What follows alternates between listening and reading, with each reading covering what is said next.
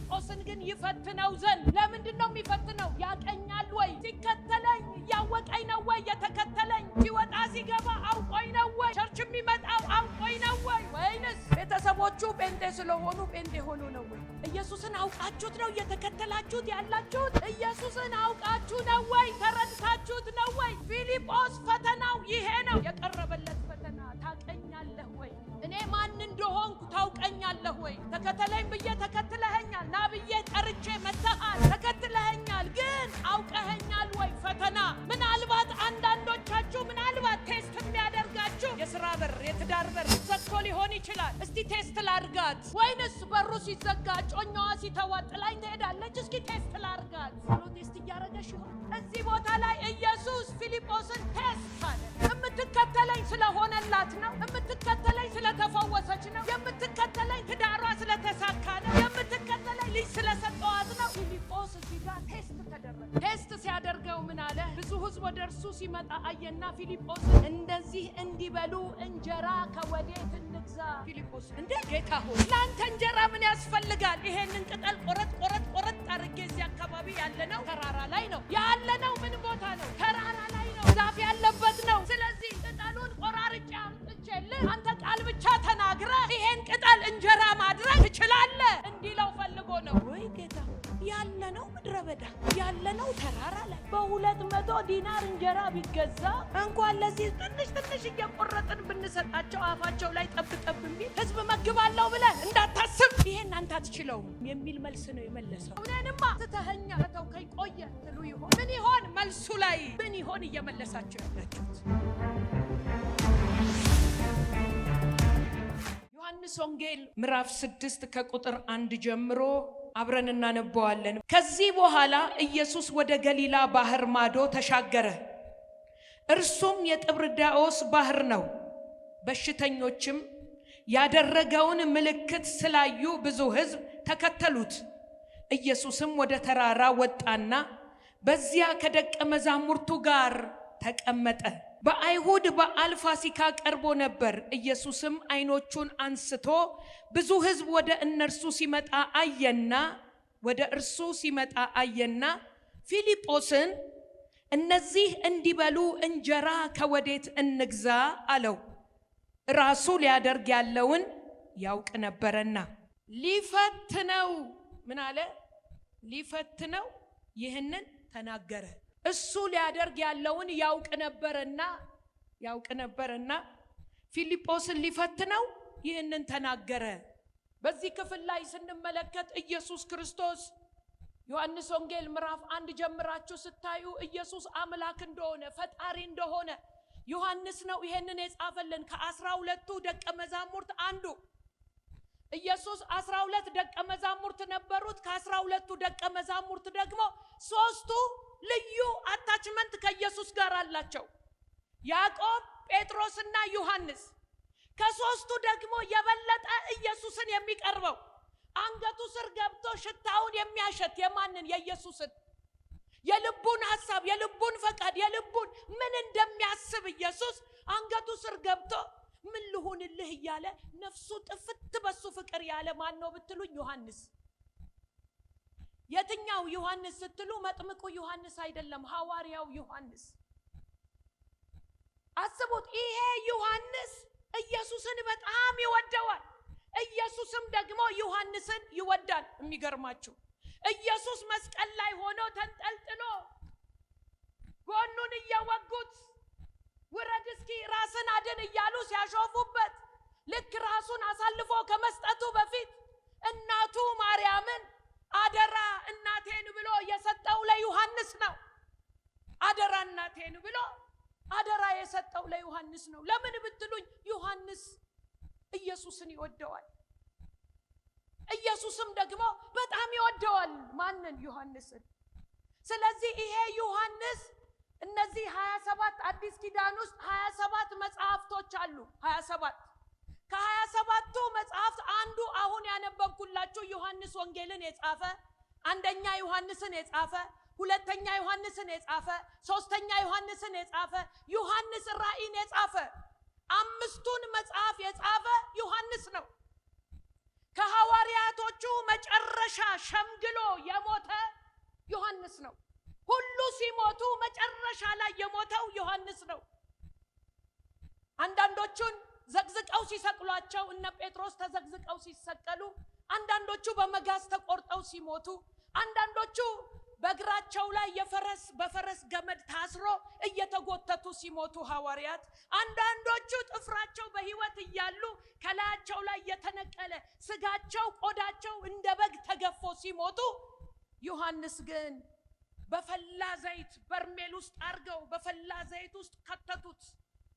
አስቡት፣ የፈላ ዘይት ውስጥ ሲከቱት አልሞተም፣ ግን ትር ብሎ አለ። ሰው አይሞትም እንዴ ብለው አውጥተው በፍጥሞት ደሴቷ ደግሞ በበረዶ የተከመረባት እዛ ወሰዱና ወረወሩት። እዛ ሲወረውሩት እሱ በጌታ መንፈስ ሆኖ ዮሐንስ ራእይን የጻፈልን እዛ ሆኖ ነው። ይሞታል ተብሎ ሲጠበቅ እሱ ግን ሕያው የሆነውን አልፋ የሆነውን ኦሜጋ የሆነውን ያለና የሚኖረውን ኢየሱስ ተገልጦለት፣ አረ ሃሌሉያ! አስደናቂ የሆነውን መጽሐፍ ዮሐንስ ራእይን የጻፈልን እዛ ሆኖ ነው። በመጨረሻ ነው የሞተው። ታዲያ ይሄንን ዮሐንስ ወንጌልን የጻፈልን ይሄ ዮሐንስ ነውና በደንብ ይተርከዋል።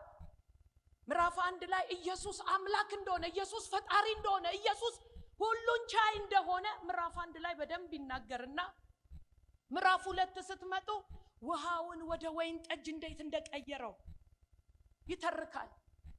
ይሄ ሁሉም ያወራው ዮሐንስ ኢየሱስ የሃይማኖት መሪ እንዳልሆነ፣ ኢየሱስ በዛ ዘመን የነበሩ ኢየሱስ ክርስቶስን የተከተሉ በዚህ ዘመንም ኢየሱስ ክርስቶስን የሚከተሉ ጴንጤዎች መሪ እንዳልሆነ፣ ኢየሱስ መድኃኔዓለም እንደሆነ፣ ኢየሱስ አምላክ እንደሆነ፣ ከሥላሴ አንዱ እንደሆነ፣ አረ ሃሌሉያ! ኢየሱስ አምላክ ነው፣ ኢየሱስ ፈጣሪ ነው፣ ኢየሱስ እግዚአብሔር ነው እወቁት እያለ የሚሰብክ ልታቁት የሚገባ እያለ የሚሰብክ ዮሐንስ ምዕራፍ 2 ላይ ውሃውን ወደ ወይን ጠጅ ሲቀይር ተረከልን። እሱ ነው የጻፈልን። ማርያም ጋር ሄዶ ማርያም ያለችውን ማርያም የተናገረችውን በደንብ አድርጎ የጻፈልን፣ ማርያም የተለየች ሴት እንደሆነች የጻፈልን ዮሐንስ ነው። የእምነት ሴት እንደሆነች የጻፈልን ዮሐንስ ነው። ኢየሱስን ጠንቅቃ የምታውቅ ሴት እንደሆነች የጻፈልን ዮሐንስ ነው። ወገኖቼ ኢየሱስን ስታምኑ፣ ኢየሱስን ስትከተሉ የሃይማኖት መሪ አይደለም እሱ እወቁት። ኢየሱስ አምላክ ነው፣ ኢየሱስ ፈጣሪ ነው፣ ኢየሱስ እግዚአብሔር ነው የሚለው ዮሐንስ። ከሥላሴ አንዱ ነው። ወገኖቼ እኔም ልንገራችሁ፣ ብዙ ሃይማኖቶች ምን አላቸው? መሪ አላቸው። የኦርቶዶክስ መሪ፣ የካቶሊክ መሪ፣ የጴንጤ መሪ አይደለም ኢየሱስ አይደለም። እሱን ነው መከተል ያለባችሁ። የሃይማኖት መሪ አይደለም። ኢየሱስን ስትከተሉ ትወቁት፣ ልታቁት ይገባል።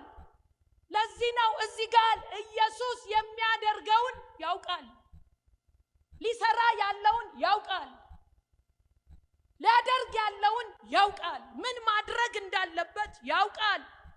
ግን ፊልጶስን ምን ያደረገው? ሊፈትነው ይህንን ተናገረ።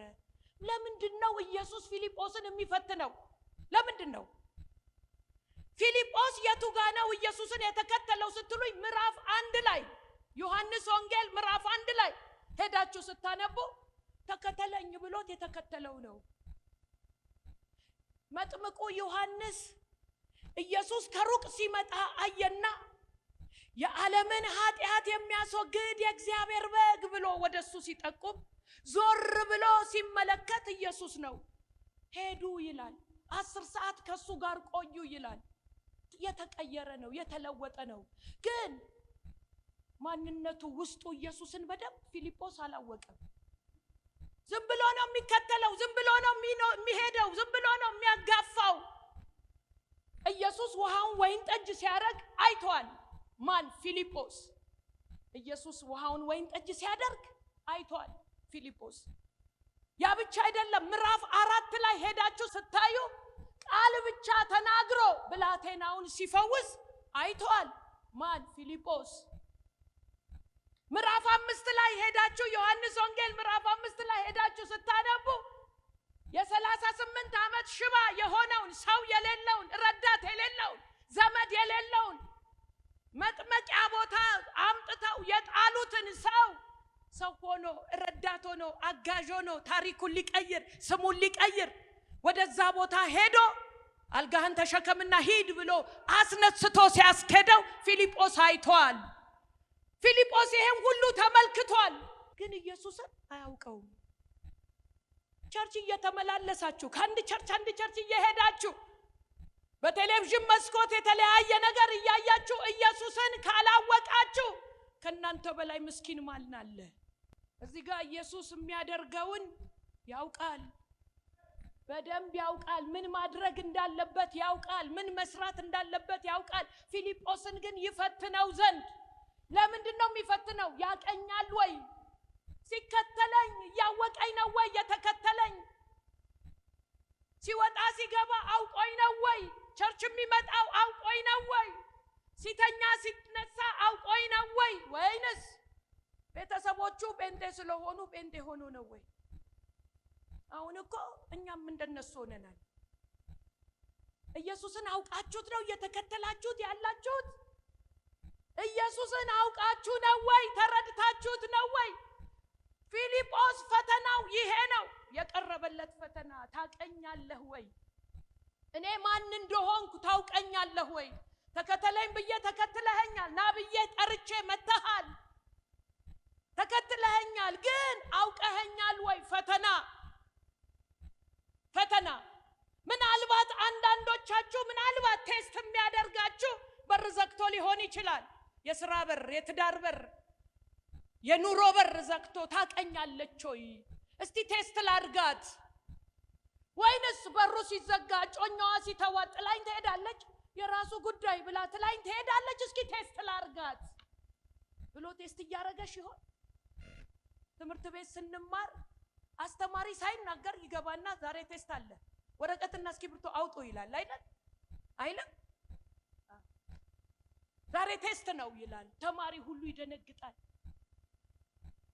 ሙከራ ቴስት ይባላል። ፋይናል አለ እኮ ሌላ ፈተና አለ። ግን ዛሬ ምንድነው? ቴስት ከ10 የሚወሰድ ይላል። እዚህ ቦታ ላይ ኢየሱስ ፊልጶስን ቴስት አለ። ቴስት የምትከተለኝ ስለሆነላት ነው? የምትከተለኝ ስለተፈወሰች ነው? የምትከተለኝ ትዳሯ ስለተሳካ ነው? የምትከተለኝ ልጅ ስለሰጠዋት ነው? የሚከተለኝ ነገር በነገሩ ስክት ስላለ ነው? ወይንስ እስኪ ቴስት ላርጋት፣ እስኪ ቼክ ሙከራ ቴስት። ፊልጶስ እዚህ ጋር ቴስት ተደረገ። ቴስት ሲደረግ ተመልከቱት። ኢየሱስ ግን ምን ያደርጋል? የሚያደርገው ያውቃል። ቴስት ሲያደርገው ምን አለ? ብዙ ሕዝብ ወደ እርሱ ሲመጣ አየና ፊልጶስን እንደዚህ እንዲበሉ እንጀራ ከወዴት እንግዛ? እንጀራ ከየት እናምጣ? ፊልጶስን እንዴ ጌታ ሆይ ላንተ እንጀራ ምን ያስፈልጋል? ይሄንን ቅጠል ቆረጥ አድርጌ እዚህ አካባቢ ያለነው ተራራ ላይ ነው ያለነው። ምን ቦታ ነው? ተራራ ላይ ነው፣ ዛፍ ያለበት ነው። ስለዚህ ዛፎቹን ቅጠሉን ቆርጠን ልጆች ሆነን እንጀራ ብለን እንደዚህ ደራርበን እንደምንጫወተው ቅጠሉን ቆራርጬ አምጥቼልህ አንተ ቃል ብቻ ተናግረህ ይሄን ቅጠል እንጀራ ማድረግ ትችላለህ እንዲለው ፈልጎ ነው። አንተ ኤልሻዳይ ነህ፣ አንተ እግዚአብሔር ነህ። ውሃ ሲሞላ ውሃ ሲቀዳ ወይን ጠጅ አረክ። ይሄ ምን ያቅታል? ይሄ ምን ይሳነሃል? አንተ እኮ መድኃኒዓለም ነህ። አንተ እኮ አልፋ ነህ። አንተ እኮ ኦሜጋ ነህ። አንተ እኮ ኤልሻዳይ ነህ። ምን ያቅታል እንዲለው ነበረ። አንተ እኮ ትችላለህ፣ አንተ እኮ እግዚአብሔር ነህ፣ አንተ እኮ ፈጣሪ ነህ እንዲለው ነበረ። ምን ችግር አለ? ቃል ብቻ ተናግረ የሹሙን ልጅ አልፈወስክም? ምን ያቅታል? የኔ ነገር የኔ ጉዳይ የኔ ችግር ላንተ ምንድነው እንድንለው ነው ቴስት። ጌታ ሆይ ይሄንን ድንጋይ ሰብስቤ ያመጣልሃለሁ ዳቦ ብትለው ይሆንልሃል። አንተ ሁሉን ቻይ ነህ፣ አንተ የሚያቅትህ የለም፣ አንተ ኤልሻዳይ ነህ እንዲለው ነበረ። ወይ ጌታ ሆይ አለ። ወይ ጌታ ሆይ ያለነው ምድረ በዳ ያለነው ተራራ ላይ በ200 ዲናር እንጀራ ቢገዛ እንኳን ለዚህ ትንሽ እየቆረጥን ብንሰጣቸው አፋቸው ላይ ጠብ ጠብ የሚል በቃ የ200 ዲናር ቢገዛ በልበል ህዝብ አበላለሁ ብለህ እንዳታስብ፣ ህዝብ መግባለሁ ብለህ እንዳታስብ። ይሄ ካንተ አቅም በላይ ነው። ይሄን አንተ አትችለውም፣ ይሄን አንተ አትችለውም የሚል መልስ ነው የመለሰው። ምን ይሆን ለፈተናው መልስ እየመለሳችሁ ያለው? ምን ይሆን? ይሄ አትችለውም እንደ ህዝቡን እስኪ ያው ተመልከተው፣ ተከትሎ የመጣውን ህዝብ ተመልከተው። በሽተኞች አሉ፣ በተለያየ ችግር ውስጥ ያሉ አሉ። 5000 ህዝብ አይደለም የሚለው ዝቅ ብላችሁ ስታነቡት። ምኖች አባወራ ብቻ ስንት አባወራ ይባላል? ይሄን ያህል አባወራ አለ ነው እንጂ የሚባለው ሚስት ልጅ ምናምን ይቆጠራል እንዴ? አይቆጠርም። ምንድነው የሚቆጠረው? ወንድ ነው የሚቆጠረው። በወንዱ ስር ስንት ልጆች ስንት ሚስት እንዳለ አይቆጠርም። በእስራኤል ልጆች እንዳሉ አይቆጠርም። 5000 አባወራ 5000 አባወራ። በደንብ ስሙኝ፣ መልእክት እየተናገርኩ ስለሆነ 5000 አባወራ። እስራኤላውያኖች ሲወልዱ በጣም ጠንካሮች ናቸው። በላዩ ነው የሚወልዱት። ተውት። አንዳንድ ልጅ ይዘው ቢመጡ ስንት ልጅ አለ ማለት ነው? 5000 አለ ማለት ነው። እናቶች ደግሞ አንዳንዱ እናቶች ቢመጡ ስንት አለ? ሌላ 5000። ስንት ህዝብ ነው ማለት ነው? 15000 ህዝብ። ስቴዲየም ሙሉ የሆነ ህዝብ ማለት ነው። አስቡት። ለዚህ ነው እስኪ ይኸው ህዝቡን ተመልከተው እመግባለሁ ብለህ እንዳታስብ። ይሄ ካንተ አቅም በላይ ነው። እንዲህ ብለሽ መልሰሽ ይሆን? እንዲህ ብለህ መልሰህ ይሆን? የኔን ነገርማ አልቻልከው። የኔ ጉዳይማ አንተ አትፈጽመው። የኔን ጉዳይማ ትተኸዋል። እኔንማ አታየኝም፣ እኔንማ አትረዳኝም። እነንትናን እየረዳሃቸው፣ እነንትናን እያገዝካቸው፣ እኔንማ ትተኸኛል፣ ከተውከኝ ቆየ ትሉ ይሆን? ምን ይሆን መልሱ ላይ? ጥያቄው ከላይ መልሱ ከታች ስትጽፉ ምን ይሆን እየመለሳችሁ ያላችሁት? ጌታ የፈለገው መልስ ቅድም እንዳልኳችሁ ፊልጶስ ወይ ጌታ ሆይ ትናንትና ውሃውን ጋኑን ሙሉ ብለህ ሲቀዳ ምንድነው ሲቀዳ ምንድነው? ውሃ ተቀድቶ መጥቶ የተሞላው ምንድነው? ውሃ። ጋኑ እየተቀዳ እየተመጣ የተሞላው ጠቅላላ ያመጡ የሞሉት ምንድነው? ውሃ። ከተሞላ በኋላ ቀድታችሁ ለአሳዳሪው ስጡ ሲል ሲቀዳ ደግሞ ምንድነው የሆነው? ወይን። አልጠመቀ፣ ወይን አምጡልኝ አላለ፣ እስኪ እርገጡት አላለ። ቃል ብቻ ተናግሮ ውሃውን ወይን ጠጅ ሲቀይር ፊልጶስ አይቷል።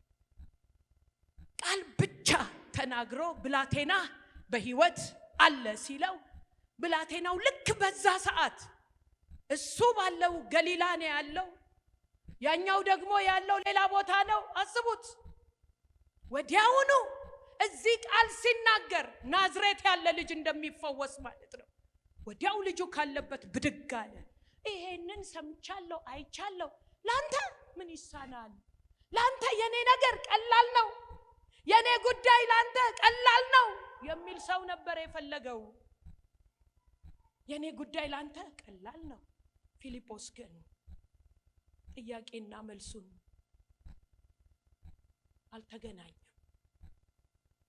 ኢየሱስ ፊልጶስ ምን ያህል ያውቀኛል፣ ምን ያህል ተረድቶኛል፣ ካወቀኝ እንዲህ ነበር የሚመልሰው ብሎ ነው ቴስት እያደረገው ያለው። ያ ብቻ አይደለም። 38 ዓመት ሽባ ብድግ ብለ ሂድ ያለው አይተዋል እኮ ደቀ መዛሙርት። ኢየሱስ ብቻውን አይደለም የሚንቀሳቀሰው፣ ማን አለው? አብረውት የሚንቀሳቀሱ ደቀ መዛሙርት አሉ። ኢየሱስ ተአምራት የሚሰራው እኮ ለህዝቡ አይደለም፣ ደቀ መዛሙርቱ ኢየሱስ ማን እንደሆነ ኢየሱስ ማን ለምን እንደመጣ በደንብ እንዲያውቁ ስለፈለገ ነው እንዲያዩ ነው እነሱ በደንብ እንዲረዱት ነው የሚፈልገው እንዲረዱት ማቴዎስ ወንጌል ምዕራፍ 16 ላይ ሄዳችሁ ስታነቡ ቆይ አለ ኢየሱስ ቆይ አንዴ ዛሬ ጥያቄ አለኝ ቁጭ በሉ እናንተ 11ዱም 12ቱም ደቀ መዛሙርት ቁጭ በሉ አለ ሰበሰባቸው ቁጭ በሉ ይሄ ህዝብ እኔን የሚከተለኝ የሚያጋፋኝ ይሄ ህዝብ እኔን የሚከተለው ማን ብሎ ነው የሚከተለኝ ብሎ ሲጠይቅ ኢየሱስ ደቀ መዛሙርቱ ምን አሉ ወይ ጌታ ሆይ አታውቅም እንዴ ኤልያስ ነህ ይሉሃል አንዱ ደግሞ እጁን አወጣና ኤርሚያስ ነህ ይሉሃል አንዱ ደግሞ እጁን አነሳና መጥምቁ ዮሐንስ ነህ ይሉሃል አንዱ ደግሞ እጁን አወጣና ከነቢያት አንዱ ነህ ይልሃል ቆይ እናንተስ እኔን ስትከተሉኝ እኔን ስታምኑኝ ማን ብላችሁ ነው የተከተላችሁኝ የሃይማኖት መሪ የሆነ አንድ አይሁዳዊ አርጋችሁ ነው የተከተላችሁኝ ማን ብላችሁ ነው የተከተላችሁኝ ዛሬ እየተጠየቃችሁ ነው እዚህ ቤት ያላችሁ ኢየሱስን ስትከተሉት ኢየሱስን ስታምኑ ክርስቲያኖች እዚህ ቤት ያላችሁ ኢየሱስን ስታምኑ የማርያምን ልጅ ኢየሱስን ስታምኑ በአብ በወልድ በመንፈስ ቅዱስ የተጠመቃችሁ ስሙ ማን ብላችሁ ነው ኢየሱስን የተከተላችሁት ማን ብላችሁ ነው የተጠመቃችሁት ማን ብላችሁ ነው የሆነ እስቲ ሊድና እነዛ ጴንጤዎች ጋር ልፈውስ ብላችሁ ነው የመጣችሁት ወይስ የእውነት ኢየሱስን ፈልጋችሁት የማርያም ልጅ ኢየሱስን ለማወቅ ራሳችሁን እንድትጠይቁ ነው ዛሬ ጌታዬው እየጠየቃችሁ ያለው ማን ብላችሁ ነው የተከተላችሁኝ ለምን መጣችሁ ምን ፈልጋችሁ መጣችሁ ምን ብላችሁ መጣችሁ እየተጠየቅሽ ነው እየጠየቀ ነው እየጠየቀኝ ነው ቴስቱ ይሄ ነው ፈተናው ይሄ ነው ጥያቄው ይሄ ነው ወዲያውኑ ከ12ቱ ደቀ መዛሙርት ጴጥሮስ እጁን አነሳና ጌታ ሆይ መልስ አለኝ ለዚህ ጥያቄ አንተ የሕያው የእግዚአብሔር ልጅ ነህ አንተ እግዚአብሔር ነህ አንተ ፈጣሪ ነህ አንተ ኤልሻዳይ ነህ አንተ ሁሉን ቻይ ነህ እሱ ሁሉን ቻይ ነው የሚል እሱ እግዚአብሔር ነው የሚል እሱ አማኑኤል ነው የሚል እልልታ ጭብጨባ ክብር ይስጠው ተረድቻለሁ ገብቶኛል አውቄዋለሁ የሚል ክብር ይስጠው እዚህ ጋር መልሱን ጴጥሮስ በመቶ ራይት ሲያገኝ ታዩታላችሁ ይሄን አለ ኢየሱስ ይሄንን ማን አልገለጠውም ስጋና ደም አልገለጠም ይሄን በሰማይ ያለው አባቴ ይሄን ገልጦልሃል አለ አረ ሃሌሉያ ይሄ መገለጥ ያገኛችሁ ይሄ መገለጥ ያገኛችሁ ከፈውስ የበለጠ መገለጥ ያገኛችሁ ከተአምራት በላይ የሆነ ተአምራት ያገኛችሁ የሚያስፈልገው አንድና አንድ ነው መጀመሪያ ኢየሱስን ወቁት አላዛር እኮ ከሞት ተነስቶ ከሞት ከአራት ቀን ሽታ ከአራት ቀን በኋላ የበሰበሰ አይኑ የፈረጠ የሰው ልጅ ሐኪሞች ሲናገሩ 70% ውሃ ነው ይላሉ ፈሷል ቀልጧል ሸቷል በስብሷል አራት ቀን በኋላ ወዲያው ነው አይኑ የሚፈሰው አስቡ እንዲህ ሆኖ የሸተተውን አላዛርን ካስነሳው በኋላ አላዛር ሕያው ሆኖ ኖር አይልም ደግሞ ምን አርጓል ተመልሶ ሞቷል ዋናው የሚያስፈልገው ከተአምራት በላይ የሆነ ተአምር ከመገለጥ በላይ የሆነ መገለጥ ምንድነው ካላችሁ ኢየሱስን ማወቅ በዚህ መገለጥ እግዚአብሔር ይባርካችሁ ዘመናችሁ በዚህ ይጠቃለል ይሄ ዕውቀት ያገኛችሁ ይሄ መገለጥ ያገኛችሁ አሜን ያገኛችሁ አው ዋናው ነገር እሱ ነው ወገኖቼ ቴስቱን እንዳትወድቁ ፈተናው እንዳትወድቁ ፊልጶስ ፈተናውን ወደቀ አላወቀኝም አለ ኢየሱስ አላወቀኝም ምንም አይነት ተአምር ባደርግ አላወቀኝም። ዝም ብሎ ነው የሚመላለሰው። ፊልጶስ ማን ነው ስትሉ አገልጋይ ነው። ማን ነው ስትሉ አገልጋይ ሆኖ ኢየሱስን አያውቅም። ጉድፈላ የዘመኑ ክርስቲያን፣ በዚህ ዘመን ቸርች የሞላ ክርስቲያን፣ ኢየሱስን የማያውቅ ሰባኪ፣ ኢየሱስን የማያውቅ ዘማሪ፣ ኢየሱስን የማያውቅ ነብይ፣ ኢየሱስን የማያውቅ ወገኖቼ ቤተክርስቲያን ውስጥ ሞልቷል። ፈተናው ይሄ ነው። ታቀኛለህ ወይ ነው? ታቀኛለሽ ወይ ነው? አንቺ ካወቅሽው የኔ ጉዳይ ባንተ ፊት ቀላል ነው። የኔ ችግር አንተ እኮ ሁሉን ቻይ፣ ሰማይ ዙፋንህ ምድር የእግር መረገጫ፣ አንዴ ይሁን ስትል ነገር ሁሉም ይሆንልህ። እንዲህ እንድትይው ይፈልጋል። እንዲህ እንድታቂው ይፈልጋል። አረ ነፍሳችሁ በዚህ ዕውቀት ትባረክ። ኢየሱስን በማወቅ ትባረክ። ሌላ አልባርካችሁም። ነፍሳችሁ ኢየሱስን በማወቅ ትባረክ። አዎ የሚያስፈልገው ይሄ ነው። ኢየሱስን እንድናቀው ነው። ሌላው ቀላል ነው። በእግዚአብሔር ፊት ነው የምነግራችሁ፣ ቀላል ነው። ምንም ይሁን ካንሰር በሉት፣ በጌታ ፊት ቀላል ነው። ሽባነት ነው፣ ቀላል ነው። አሜን አሜን አሜን። ምን ይሆን ቴስት እየተደረጋችሁ ያላችሁት?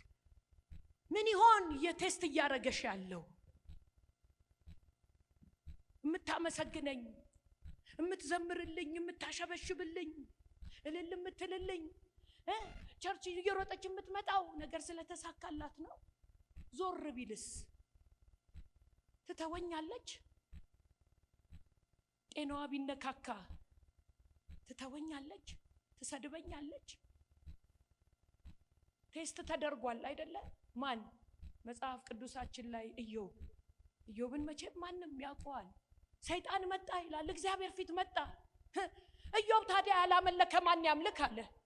ኢዮብ ያልዘመረ ማን ይዘምር? ኢዮብ ጻድቅ ያልተባለ ማን ይባል አለው ለእግዚአብሔር ማን? ሰይጣን። እንዴ በልጆች ባርከው፣ በንብረት ባርከው፣ በሁሉ ነገር ባርከው። ታዲያ አንተን ያላመለከ ማንን ያምልክ? አንዴ እኮ እጅህን ከሱ ላይ ብታነሳበት እንዴት አድርጎ እንደሚሰድብ እኔ ነኝ የማውቀው አለው። ኢዮብ አለ እግዚአብሔር፣ ኢዮብ እኔን ስለሰጠሁት ጤና ስላለው ንብረት ስላለው ነው እኔን የሚያመልከው? ተሳስተሃል ሰይጣን፣ ተሳስተሃል። በጭራሽ እሱ እኔን አይሰድበኝም። ውርርድ ጀመሩ ሰይጣንና ማን? እግዚአብሔር። እየተወራረደብሽ ይሆን? እየተወራረደብህ ይሆን? እየተወራረዳባችሁ እሷ የፈለገ ነገር ቢነካ ኧረ በፍንክች አትልም፣ ከቦታዋ አትነሳም። አሁን ያለሽበት ፈተና፣ አሁን ያለሽበት ነገር አትክደኝም፣ አይክደኝም። እሱ በጭራሽ አይክደኝም። ኧረ እግዚአብሔር ኢዮብ እኮ አላወክም። ለራሱ ብቻ አይደለም መስዋዕት የሚያቀርበው፣ ለራሱ ብቻ አይደለም። ምናልባት ልጆቼ ተሳስተው አምላኬን በድለው ይሆን፣ ልጆቼ እግዚአብሔርን ያሳዝኑብኝ ይሆን ብሎ ምን ያደርጋል? ለልጆቹ መስዋዕት፣ የንስሐ መስዋዕት ያቀርባል። እግዚአብሔር ሆይ አንተን በድለው ተሳስተው አሳዝነው ከሆነ አምላኬ ከፍቶ ከቤቴ እንዳትቀር፣ አዝነ ከኔ ቤት እንዳትቀር። የኔ ክብር አንተ ነህ፣ የኔ ውበት አንተ ነህ፣ የመኖሬ ምስጢር አንተ ነህ። ኧረ አባቴ የሚል ኢዮብ ክብሬ ነህ የምትሉ አላችሁ፣ ውበቴ ነህ፣ የመኖሬ ምስጢር ቢሞላ ባይሞላ፣ ቢሳካ ባይሳካ ኢየሱሴ ህይወቴ የምትሉ አላችሁ። ኢዮብ እንደሱ ነበረ አይደለም ማለት ሰይጣን። ኖ እንወራረድ፣ እግዚአብሔር እንወራረድ። ምን ያረጋሃል? ይሰድብሃል። ኢዮብን አይሰድበኝም። ኢዮብን እጅህን ብታነሳ ይሰድብሃል አለ። ውርርዱ ምን ላይ ነው? ይሰድብሃልና አይሰድብህም ነው። ያመልክሃልና አያመልክህም ነው። ሰይጣን አንቺ ቤት የመጣው እግዚአብሔርን ትሳደባለች ብሎ ይሆን? ይሄንን ብትነካባት፣ ይሄን ጉዳይ እኮ ብታበላሽባት፣ ከዚህ በኋላ እኔ ጴንጤነት ምን ያረግልኛል? ኢየሱስ እምለው ምን ያረግልኛል ብላ ትሄዳለች ብሎ ይሆን? አንዳንዳችሁ ቤት መጥቷል እኮ ሊነካካ ሊጎራጉር። ኢዮብ ቤት ሂድ አለው። ሂድ ሞክረው፣ ፈቅጄልሃለሁ፣ ሞክረው አለው እግዚአብሔር። ወዲያውኑ ሰይጣን ፍጥነቱ ወጣ ይላል ብሎ ወጣና ከብቶቹን ያለውን ንብረት በሙሉ ምን አደረገ? በአንድ ደቂቃ ውስጥ ጨረሳቸው። ወረኞች እየሮጡ መጡና ኢዮብን፣ ኢዮብ ከብቶችህ ጠቅላላ ግመሎችህ፣ በሬዎችህ፣ በጎችህ በሙሉ ምን ሆኑ? የሞቱት ሞቱ። ግማሹን ደግሞ ሚዲያማውያን መተው ወሰዱት። ከሩቅ የመጡት ጠላቶች ይዘዋቸው ሄዱ። ባዶ ቀረ አለ።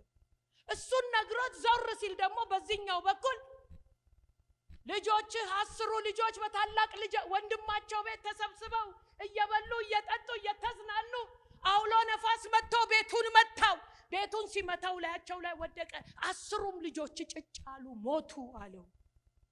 ወላጆች፣ እናቶች ልጅ ሞቶ እንዴት ነው? ልጅ እኮ ነው። ልጅ ከባድ ነው። በልጅ አይምጣ፣ ከባድ ነው። ልጆችህ ምን 10ሩም ሞቱ። ኢዮብን አስቡት።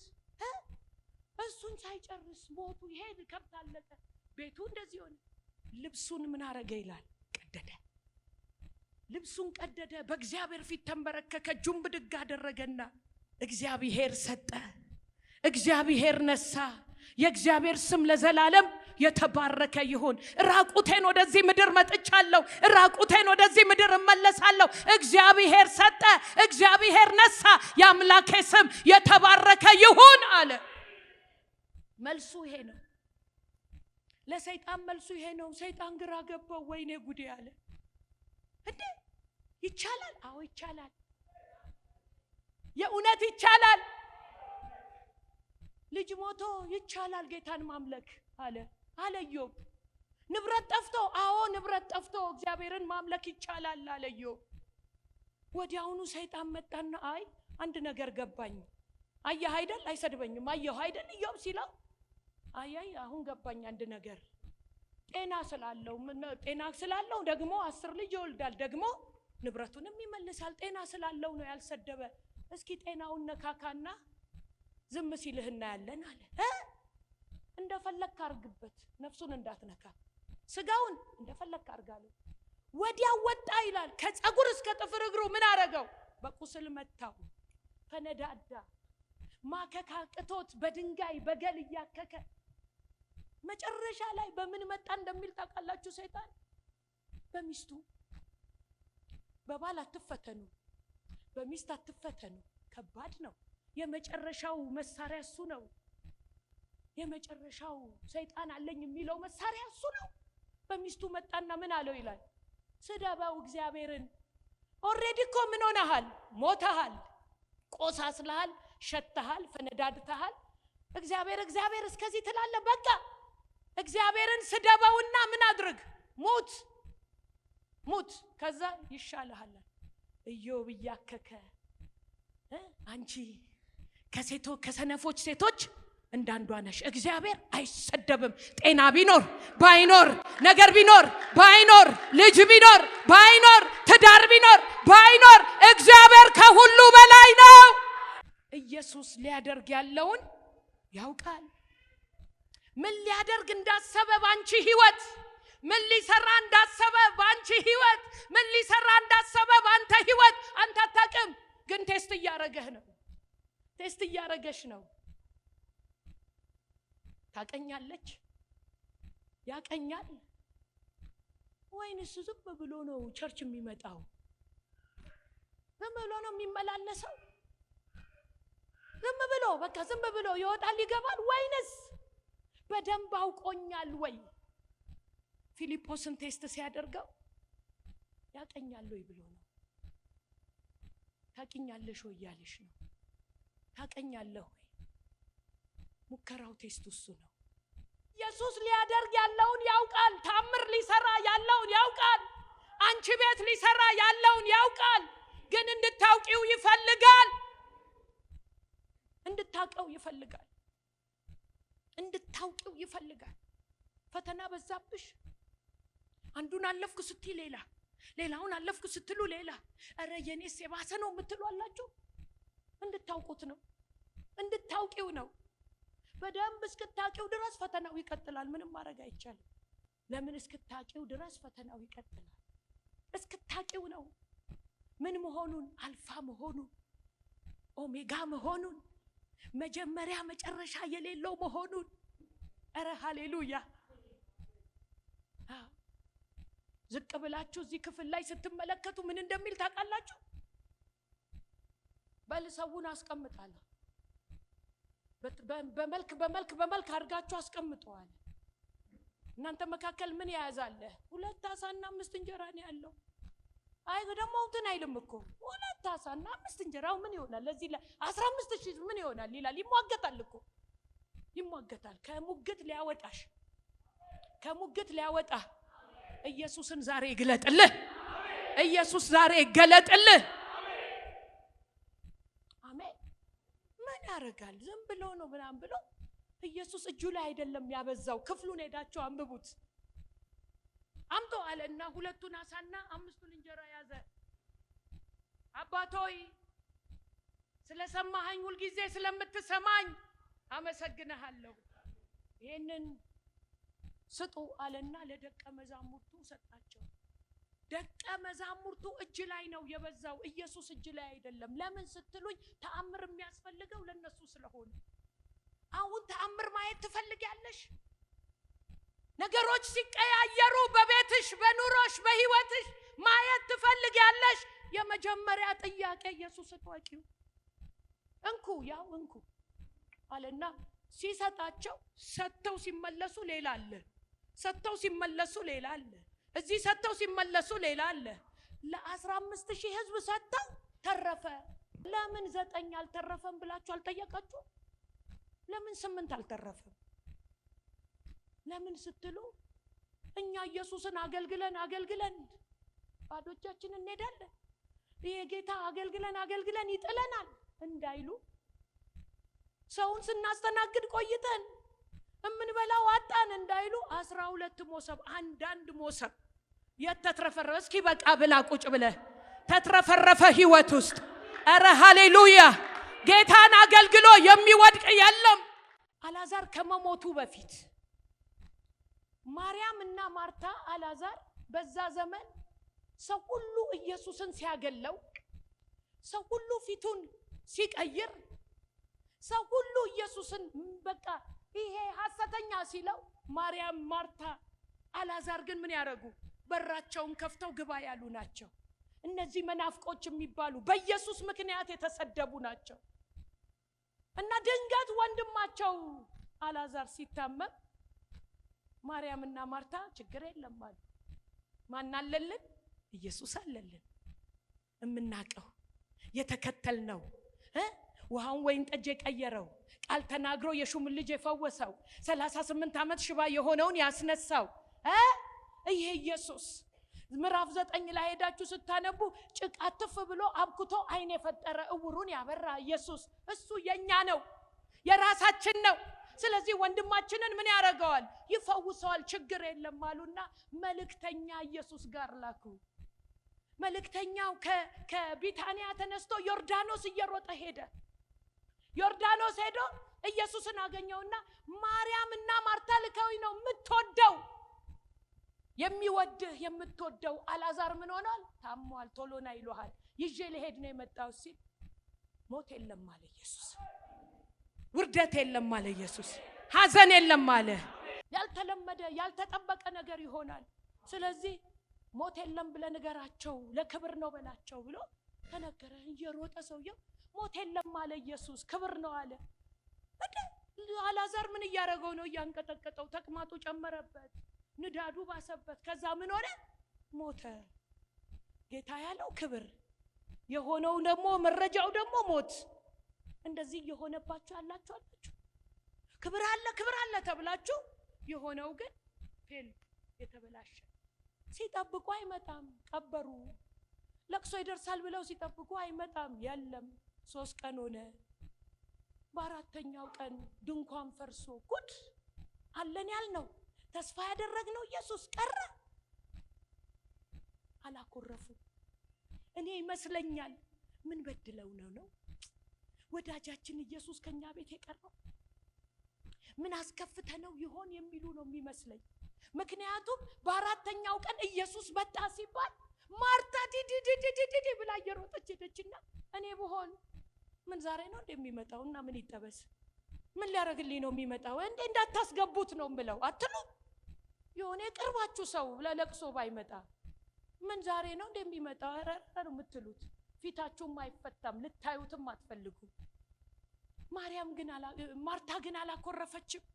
አይቺ ማርታ እየሮጠች ሄደችና ጌታ ሆይ እንኳን መጣህልን። አንተ በዚህ ብትሆን ኖሮ ወንድማችን ባልሞተ ነበር። አሁንም ትችላለህ፣ አሁንም እግዚአብሔር ነህ፣ ትችላለህ ተብሎ ኢየሱስ ፊልጶስ እኮ ኢየሱስን ትችላለህ እንዲለው ነበር የፈለገው። ትችላለህ እንዲለው ግን ፊልጶስ ኢየሱስን አያውቅም። አረረረ ዝም በል ለዚህ ሁሉ አበላለሁ ብለህ አታስባለው። ኢየሱስን አያውቀው። ማርታ ግን ትችላለህ። ክፍሉን አንብቡት። አሁንም ትችላለህ፣ ኃይል አለህ። ምን እንደምትለው ቃሉን አንብቡት። ምዕራፍ 11 ከእግዚአብሔር የምትለምነው በሙሉ እንዲሆንልህ ይሄን አውቃለሁ። ትችላለህ፣ ኃይል አለህ፣ አቅም አለህ፣ ትችላለህ አለችው። ትችላለህ። ዛሬ ይችላል የሚል ሰው አለ። የኔ ጌታ ይችላል የሚል ይችላል።